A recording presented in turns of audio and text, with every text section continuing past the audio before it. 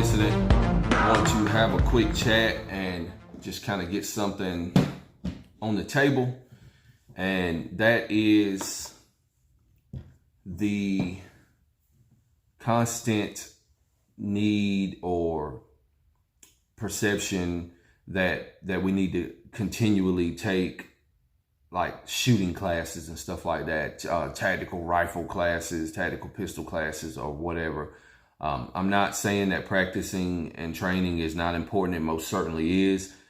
And I do think that you should seek professional training, when you start to develop and get to that point. And I honestly, personal opinion of mine is that I think most people need some level of a prerequisite training or at least some entry-level training before they even take a concealed weapons permit course, based on my observations in the concealed weapons permit space, if you will. So with that being the case, I'm not saying, that all trainers need to be put out of business, anything like that. There's a lot of good people offering good quality training out here, and it's available.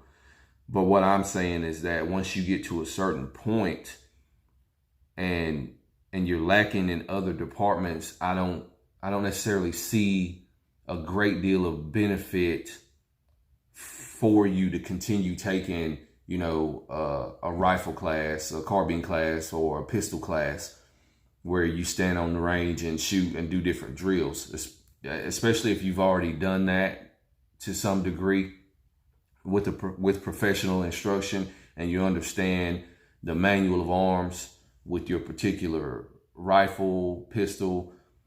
You've been working through shakeouts to test your gear and everything like that, and all your equipment is squared away.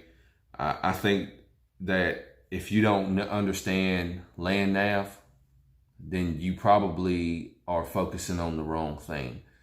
And I think that if you've never had first aid, CPR, AED, stop the bleed, etc., then it's probably time for something like that instead of another class from a spec ops dude or whatever, or some prior service guy over here. Not saying that their information isn't great, but if you've already had stuff along those lines and you've been cultivating the stuff that you learned from them and implementing it in your own personal and individual practice, then I think that you're ignoring some of the other things that are basically screaming at you for attention.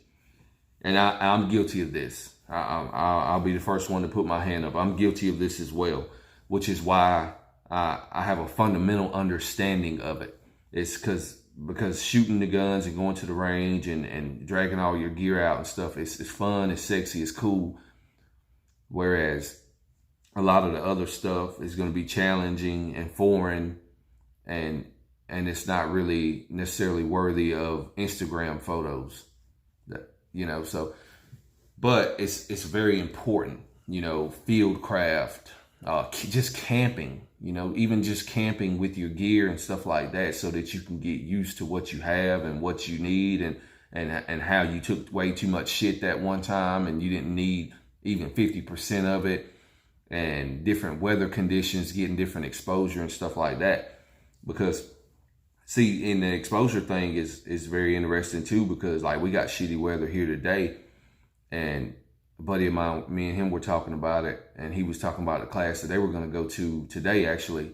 And he was like, they were wondering if some of the guys were asking him if they were going to cancel it. Well, the guy teaching the class is a former Green Beret, and they were like, hell no. My guy was like, no, he's not. There's no way he's going to cancel it. And I was like, well, yeah, most classes that you take like that on a professional level, they'll tell you, we're going to shoot rain or shine. So be prepared.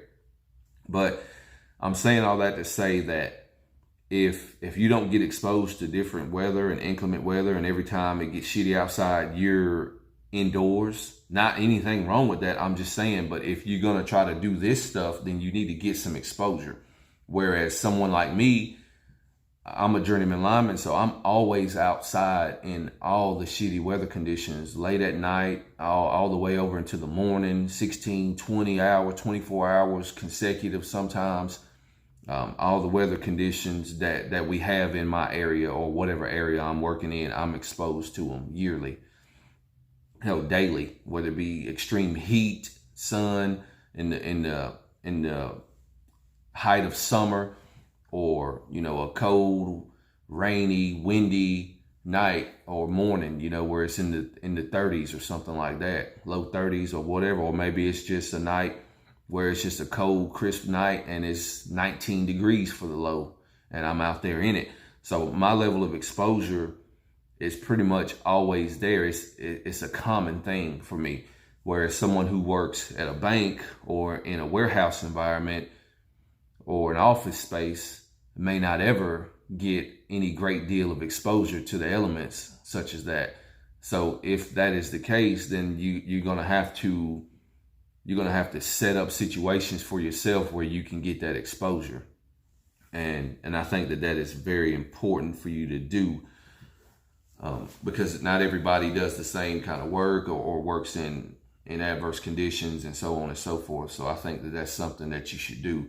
And another thing that I think is going to be interesting and that we are going to begin implementing here, me and my folks, is we're going to get some quick litters and stuff like that from North American Rescue. And I think they're only like $30 or something. And I thought about it, and I was talking actually to my brother, and I was like, you know, I can't think of any time that I've even talked to anybody in this space about where they were in a class. And I know there are classes like this, but they are, from what I've seen, they're few and far between. And I haven't found any of them around me geographically. But a class where you practiced, you got a down buddy, down teammate, and you load them on a quick litter, and you and a few guys have got to exfil this guy.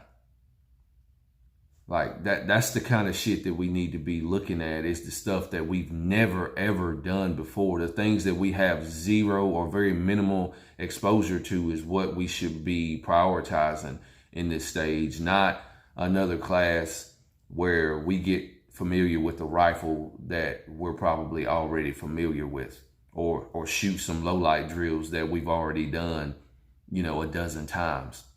Now, I can't speak for everybody. I'm just speaking for me.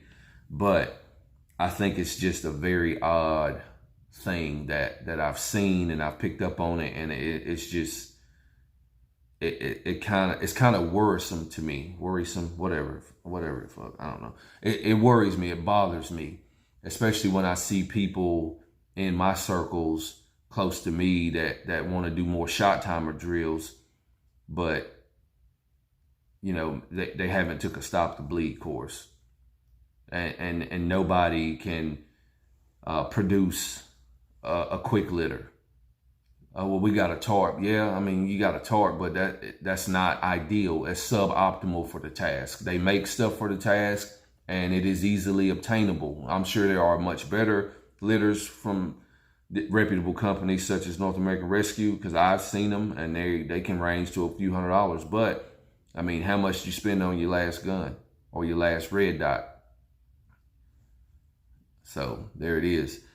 It's just weird to me, kind of the prioritization of training or lack thereof, and that's a conversation that I'm going to be having with my folks going forward, and it's going to be a difficult one, and some people may get their feelings hurt, but it's okay though, because this shit's important and it has to be said, because I'm seeing the way it's going, and I'm not necessarily going to run out here and take every carbine class that comes up. I mean, yeah, it's fun, it's cool, and I learn something every time, but like, what about this stuff over here that we've never ever practiced or implemented or even considered an SOP on? That's the shit that's gonna burn us. That's what's gonna break us in the long run. And I don't want it to be something like that breaks us simply because we neglected to address it when we had a chance. And that's what I got for you. I'll see y'all soon.